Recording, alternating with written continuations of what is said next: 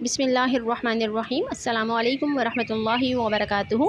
Welcome to my channel Storyland, and a very warm welcome to all of my new subscribers who have recently subscribed my channel. Thank you very much for your support. I'm a teacher Umm Muhammad, and today we are going to solve the workbook of New Oxford Modern English, book 5, and it is the third edition of this book. Today we are going to solve the exercise of first chapter, The Message of Forgiveness. इस video से related और इस book से related जितने भी important और necessary links हैं सभी डिस्क्रिप्शन बॉक्स में प्रोवाइड कर दिए गए हैं, और किसी भी कमेंट के लिए सजेशन के लिए आप मुझे व्हाट्सएप पे कांटेक्ट कर सकते हैं। अगर आप मेरे चैनल को फर्स्ट टाइम विजिट कर रहे हैं तो मेक श्योर कर लें कि आपने चैनल को सब्सक्राइब कर दिया है। वीडियो अच्छी लगे तो उसको लाइक कर दें। चलिए अपना आज का लेक्चर स्टार्ट करते हैं।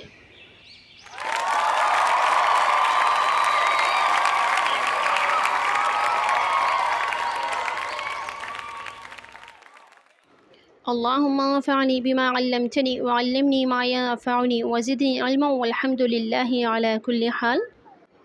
The name of chapter is The Message of Forgiveness, and the first section of exercise is punctuations. Question number 1. Name the following punctuation marks. हमें 5 टाइप्स के punctuation marks given है और हमने इनका नाम बताना है। सबसे पहले जो हमें मार्क गिवन है दैट इज़ क्वेश्चन मार्क। उसके बाद जो सेकंड नंबर पे है इसको हम बोलते हैं कॉमा। नंबर 3 पे है फुल स्टॉप।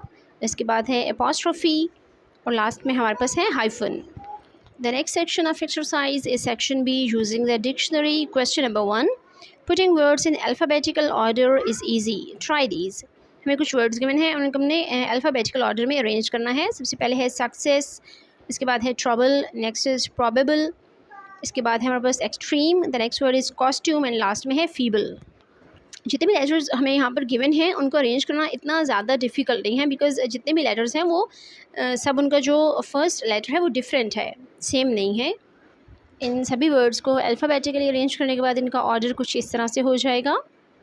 नंबर 1 पे आ जाएगा कॉस्ट्यूम, उसके बाद होगा एक्सट्रीम, नेक्स्ट इज़ फीबल, इसके बाद है probable, next word is success, तो लास्ट में हमारे पास आ जाएगा trouble. The next question is question number 2. It is more difficult to put these in order. Try them. अब यहाँ पे जो वर्ड्स गिवन हैं इनको अरेंज करना मुश्किल है, बिकॉज सभी सी से स्टार्ट हो रहे हैं। Corporal, culprit, censor, cottage, chisel and crescent. जब हमारे पास ऐसी कोई सिचुएशन आ जाती है तो उसमें हम इसके फर्स्ट लेटर को नहीं देखते, सेकंड को देखते हैं। ऐसे वर्ड्स में हमने according to the second letter इनको अल्फ़ाबेटिकली अरेंज करना होगा। इसी क्वेश्चन नंबर 2 के बी सेक्शन में भी हमें जो वर्ड्स गिवन हैं वो सभी लेटर डी से स्टार्ट हो रहे हैं। Dreamer, drill, drizzle, dynasty, tie, decimal, decree and due. इन सब वर्ड्स को अरेंज करने के बाद हमारे पास जो इनका अरेंजमेंट आएगा वो है cottage, censor, chisel, corporal, crescent and culprit.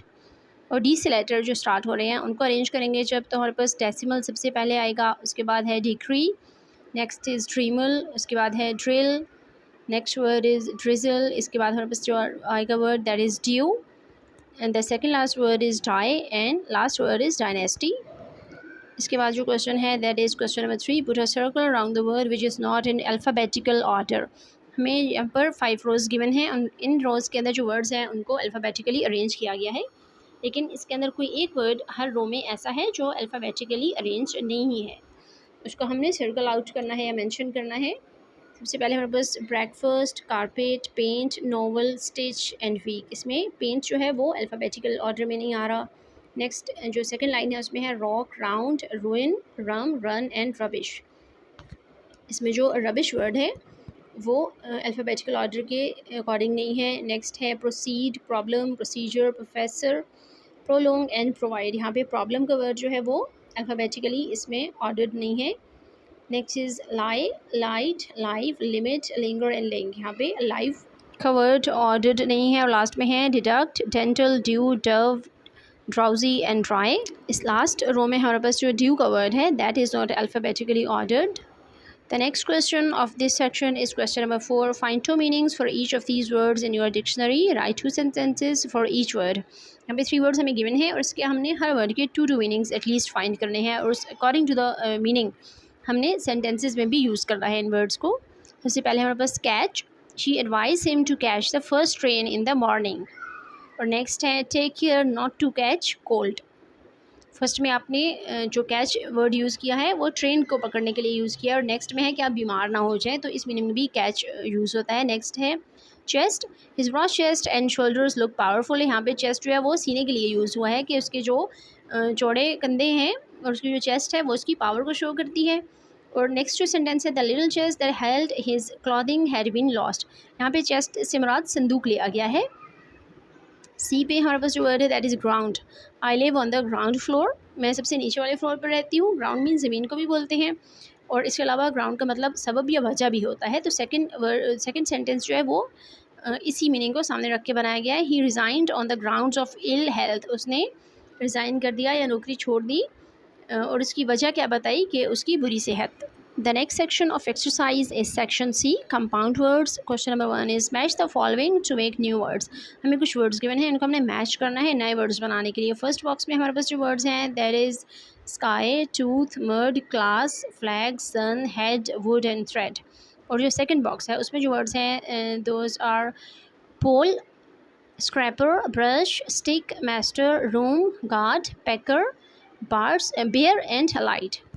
Question number 2 को हम देखते हैं, write the compound words here. और जो कंपाउंड वर्ड्स आप इनको दोनों जो बॉक्सेस में से मैच करके बनाएंगे उनको आपने यहाँ पर राइट करना है। हमने दोनों बॉक्सेस में से वर्ड्स को केयरफुली चूज़ करना है ताकि वो मीनिंगफुल वर्ड बन सके। सबसे पहले है सनलाइट, इसके बाद है classroom, next is mudguard, इसके बाद है हमारे पास toothbrush, next word is flagpole, इसके बाद है skyscraper, woodpecker, headmaster and threadbare. The next section of exercise is section D, which is which. अब यहाँ पे हम देख सकते हैं विच की स्पेलिंग WHICH, जिसका मतलब होता है कौन सा। नेक्स्ट विच इज़ WITCH, जिसको हम जादूगरनी या चुड़ैल भी बोलते हैं। तो हमें सेक्शन के नाम से ही पता चल रहा है कि इसमें किस किस्म के क्वेश्चन होंगे। हियर आर सम होमोफोन्स, यहाँ पे हमें कुछ होमोफोन्स गिवन हैं। होमोफोन्स ऐसे वर्ड्स होते हैं जिनकी स्पेलिंग तो डिफरेंट होते हैं और इनके मीनिंग्स भी डिफरेंट होते हैं, लेकिन इनको जो प्रोनाउंस करने का तरीका है वो बिल्कुल एक जैसा ही होता है। These are words which sound the same but are spelled differently. यहाँ पे कुछ एग्जाम्पल्स हमें दी गई हैं। Piece and peace, first is PIECE piece और नेक्स्ट इज़ PEACE पीस। अब यहाँ पे पहला जो पीस है वो टुकड़े को बोलते हैं और नेक्स्ट पीस जो है वो अमन के लिए होता है। तो ये साउंड सेम करते हैं, प्रोनाउंस इनको एक तरह से किया जाता है, लेकिन इनके स्पेलिंग भी डिफरेंट होती है और मीनिंग भी। नेक्स्ट है हमारे पास होल, WHOLE होल, होल बोलते हैं पूरे के पूरे को। और नेक्स्ट होल है HOLE होल, ये बोलता है सुराख को। इसके बाद है FEAT फीट, इस फीट का मतलब होता है कारनामा। And next is FEET feet, ये बोलते हैं पाँव को। उसके बाद जो वर्ड है वो है WRING रिंग, इसका मतलब होता है किसी चीज़ को ट्विस्ट करना या मरोड़ना। और उसके बाद है RING रिंग, ये बोलते हैं अंगूठी को या कोई भी गोल चीज़ होती है उसको बोला जाता है। The first question of this section is right 2 sentences for each of the pairs on the previous page. पिछले जो पेज है, पिछला सफ़ा है, उसके ऊपर जो वर्ड्स हैं हमें पेयर्स दिए गए हैं, उन दोनों वर्ड्स के लिए एक सेंटेंस बनाना है। Check the meaning in your dictionary, अपनी डिक्शनरी में मीनिंग चेक करें। Bring out the meaning of the word, और उस वर्ड का मीनिंग भी जानने की कोशिश करें। एग्जाम्पल है I have 2 feet।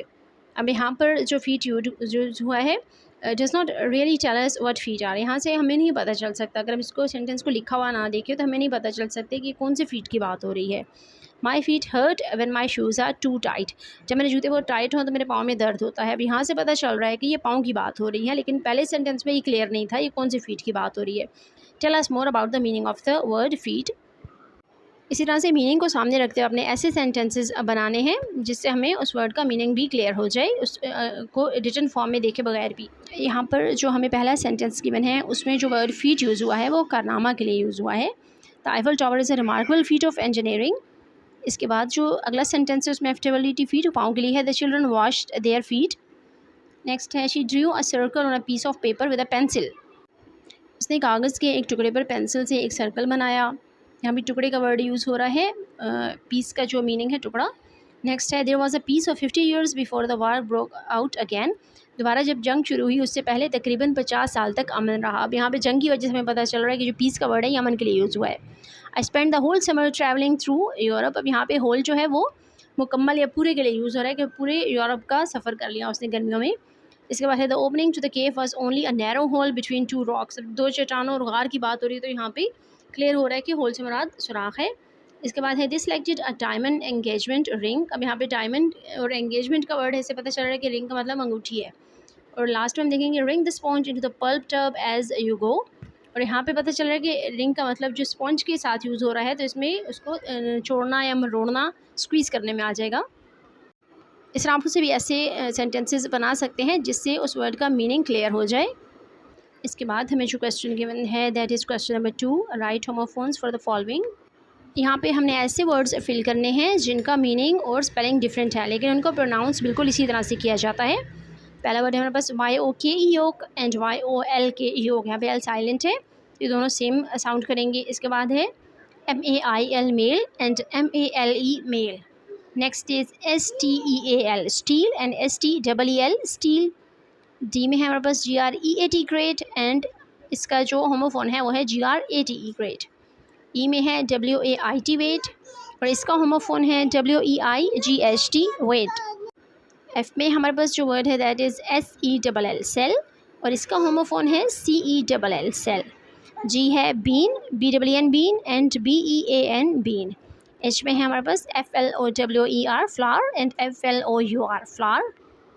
This was the end of this lecture. Hope you liked it. Thank you for watching. Subhanakallahumma wa bihamdika nashhadu an la ilaha illa anta nastaghfiruka wa natubu ilayk. Assalamu alaikum wa rahmatullahi wa barakatuh.